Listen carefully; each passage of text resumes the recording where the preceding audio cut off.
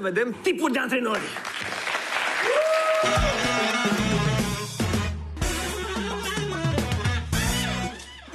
A fost o partidă foarte bună. Jucătorii au fost pregătiți excelent din punct de vedere tactic, psihosomatic. I-am pregătit din toate punctele de vedere. Doamne, dar ce joc pe extreme am avut. Mai puțin Răzvan Raz, de care nu sunt... Mai ușor, Răzvan. Credeți în continuare în jucătorii tineri? Vai de mine. Gândiți-vă numai la câți jucători tineri am lansat de-a lungul timpului. Gândiți-vă numai la Rednic, să vă dau câteva nume. Răducioiu, Mateuț, Hagi, Dobrin, Alfredu Di Stefano. Întotdeauna am avut încredere în jucătorii tineri, pe Messi. Pe Messi eu l-am văzut prima dată, n-am avut timp atunci când mă ocupam de Ronaldo. Și alți jucători. Santiago Bernabeu, de exemplu, eu l-am descoperit. Iertați-mă puțin, maestre, dar totuși Santiago Bernabeu nu a fost fotbalist, a fost președinte de club, din câte știu eu. Asta datorită mie, pentru că jucă foarte prost.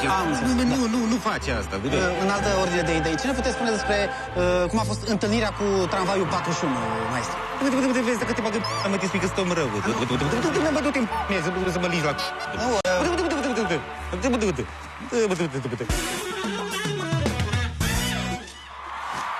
Cheamă-l pe Roman de la încălzire, că vreau să-l bag. Ok. Roman, hai că intri, încălzire. Da, domnul patron, da. Da, sigur că da. Ce-i cu Roman aici? Păi nu l-ai chemat ca să... Nu, că e ieșit din formă, n-are cum să joci. Cheamă-l pe Samoilescu. Hai. Samoilescu, haide, mai repede că intri, fie desfandare. Te duci pe ei, maxim pe mala lor. Hai, Du-te. Hai. Nu toți în apărare, V-ați băgat cu fundul acolo în atac! În atac! Hai, mai repede, hai, în atac! În atac, nu mai stă! Da, șeful, da, aveți dreptate, da, sigur că da, sigur, da. V-ați dus toți ca boi în atac! Hai înapoi, în apărare! Strigă, bă, să ducă în apărare! Hai, duceți-vă în apărare, ce stați acolo ca nebunii! Hai bă! Dai! Băi, minutul 90, dacă nu dăm acum gol, e belită, retrogradăm. Hai!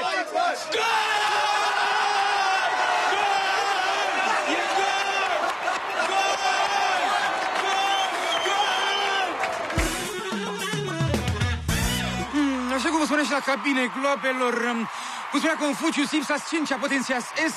Dacă vine partea jocului pe sinusoidala clubului lui Gauss, așa cum am făcut această formulă aici și la cabine, avem jucătorii noștri de bandă care pot acoperi cele două zone extrem de bine tacticizate la echipa adversă. În partea de apărare trebuie să avem două zone distincte, una care se facă pe partea dreaptă, om la om, și una care se facă pe partea stângă, bineînțeles, asta apărarea în zonă. Da, și partea de atac. La partea de atac avem nevoie, cum vă spuneam, de acest club al lui Gauss, care înseamnă un atac pe acest cerc pe care el l-a definit în anul 1942. În apărare neapărat avem nevoie de toată această zonă în care să ne aglomerăm jucătorii, iar vârful nostru trebuie să fie împins.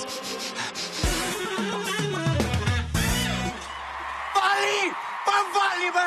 De ce m-am măsit tot acolo, bă? Te uitați în spațiul ăsta, dat în dreapta acolo! Duceți-vă, bă, încolo, că ce vrei, bă, ce vrei? Lasă-mă, bă, în pace, că mă omoară ăștia, bă! Îți spun parul din cap cu voi, bă! Pe unde îi pinge și grăbada, bă! Și vă învăț eu pe voi! Ce vrei, bă? Lasă-mă, dracului, în pace! Mă omorâți cu zile, bă! Împrăștiați-vă în partea aia, că mor aici!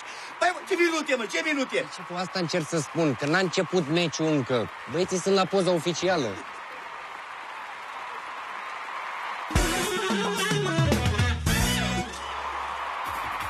Du-te, bă, băiatule! Băi, Tudore, bă, nici asta n-a fost! Dumnezei mătii să... Băi, Tudore, băi! Bă, nici asta n-a fost, bă, cu bolții, bă! Mâine! Bă, e incredibil așa ceva, bă, băiatule, bă! Niște Xanax.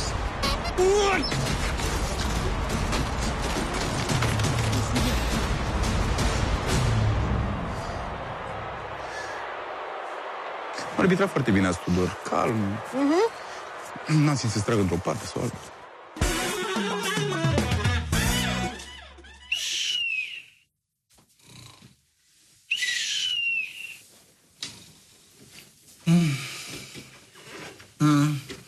Tovarășul Vicinescu.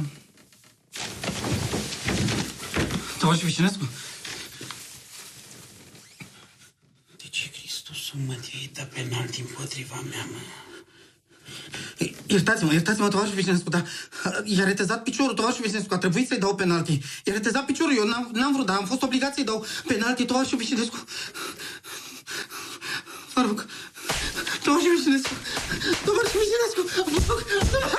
nu mai fac, tovarășul Vișinescu. Ocupați-vă de...